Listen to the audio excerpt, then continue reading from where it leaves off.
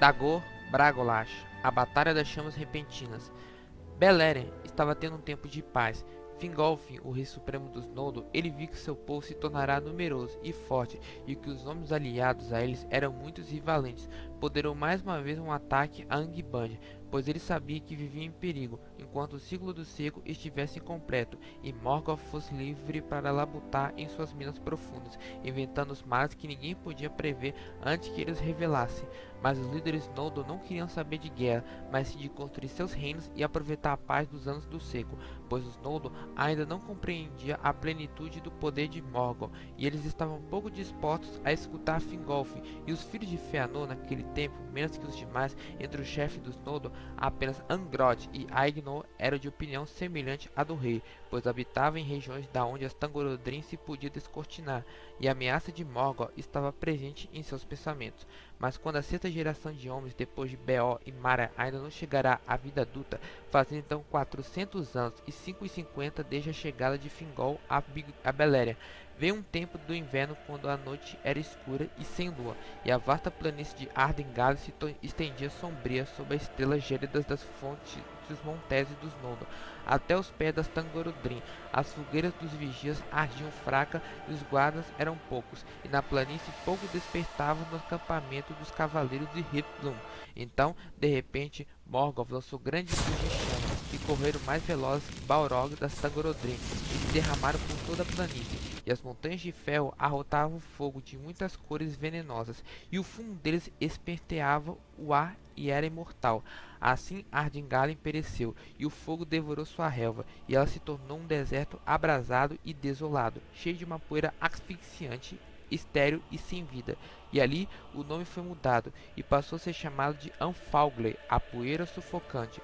Muitos ossos calcinados tiveram lá sua tumba descoberto, pois muitos dos Noldor pereceram naquele incêndio, pegos pelos rios de chama, e não conseguiram fugir para os montes, às alturas de Dortônio e das Eret Etro, detiveram as torrentes do fogo, mas suas matas nas encostas que dava para Angband foram todas incendiadas, e a fumaça fez grande confusão entre os defensores. Assim começou a quarta das grandes batalhas de Beleriand, Dagor Bragolash, a Batalha das Chamas Repentinas, que foi a quarta batalha de Beleriand, que ocorreu em 455 da Primeira Era. À frente daquele fogo vinha Glaurung, o Dourado, pai dos dragões, e seu poderio pleno, e depois dele estavam Balrogs, e detrás vinham os exércitos Orcs, em multidões tais como os Noldor nunca tinha visto ou imaginado, e eles atacaram as fortalezas dos Noldor, e romperam o sítio à volta de Angband, e mataram onde quem que os achasse, elfos, Noldor, Sindar e os homens. Muitos dos mais robustos inimigos de Morgoth foram destruídos nos primeiros dias daquela guerra,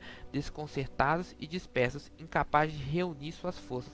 A guerra nunca mais cessou em toda a Beleriand. Assim terminou o cerco de Angband, e os inimigos de Morgoth foram espalhados e separados uns dos outros. A maior parte dos elfos fugiu para o sul e abandonou a guerra do norte. Muitos foram recebidos em Dória pelo rei Thingol, pois o poder de Melia, a rainha, estava tecido à volta de suas fronteiras, e o mal ainda não conseguia entrar naquele domínio oculto. Os outros tiveram refúgio nas fortalezas à beira do mar de Nargothrond, e alguns fugiram daquela terra e se esconderam em Ossirian, ou atravessando as montanhas, vagaram sem lá nos Emos, e rumores sobre a guerra e o rompimento do cerco alcançaram os ouvidos dos homens no leste da Terra-média. Os filhos de Finaf foram os que mais sofreram mais pesadamente o golpe do ataque, e Angrod e Aegnor foram mortos. Ao lado deles tombou Bregola, senhor da casa de Beor, e uma grande parte dos guerreiros daquele povo. Mas Barahri, o irmão de Bregolas, estava na luta mais a oeste, perto do passo do Cirion. Ali, o rei Finrod Felagund, vindo apressado do sul, foi sobrepujado do seu povo, e cercado com uma pequena companhia no pântano de Séria, e teria sido morto ou capturado. Mas Barahri chegou com mais corajosos dos seus homens e o resgatou, e fez uma muralha de lanças à volta dele, e abriu o caminho para fora da batalha com grandes perdas. Assim, Felagund escapou e retornou à sua fortaleza de Nargothrond, mas fez um juramento de constante amizade e um auxílio em toda necessidade a Barahri e a toda a sua gente. Em sinal de seu voto, deu a Barahri seu anel.